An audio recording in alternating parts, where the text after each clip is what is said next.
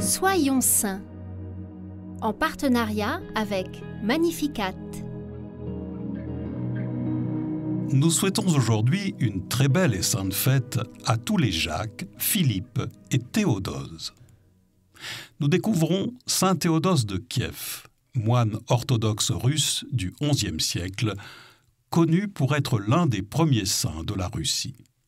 Dès son adolescence, il veut vivre l'Évangile de manière concrète. Il est riche, mais s'obstine à s'habiller pauvrement.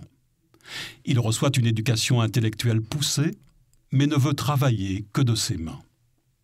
Sa mère s'en agace, trouvant qu'il jette le discrédit sur leur lignée, en se mêlant aux gens de plus basse condition, et le bat régulièrement. Il s'enfuit une première fois pour rejoindre le pays de Jésus. Sa mère le poursuit, le rattrape, le bat et l'enchaîne quelque temps.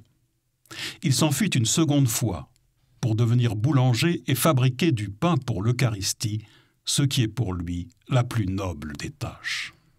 Sa mère trouve sa boulangerie, le ramène et le bat de nouveau.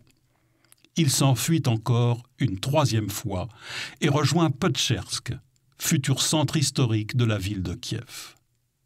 Il y trouve un ermite, saint Antoine l'Atonite, qui vit dans une caverne.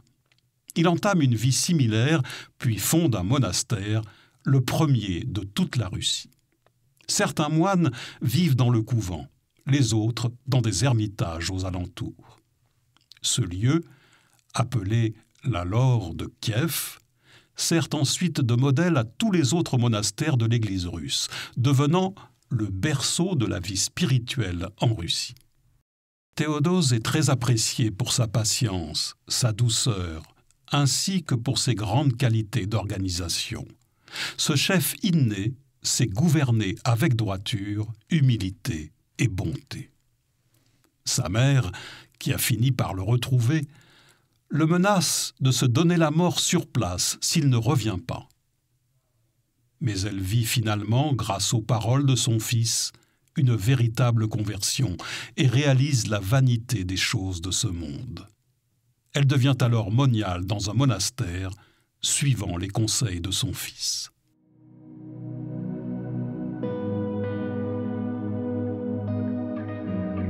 Seigneur, par l'intercession de saint Théodose de Kiev, nous te confions toutes les familles en conflit. Envoie sur elles ton Esprit Saint, afin qu'elles retrouvent la paix.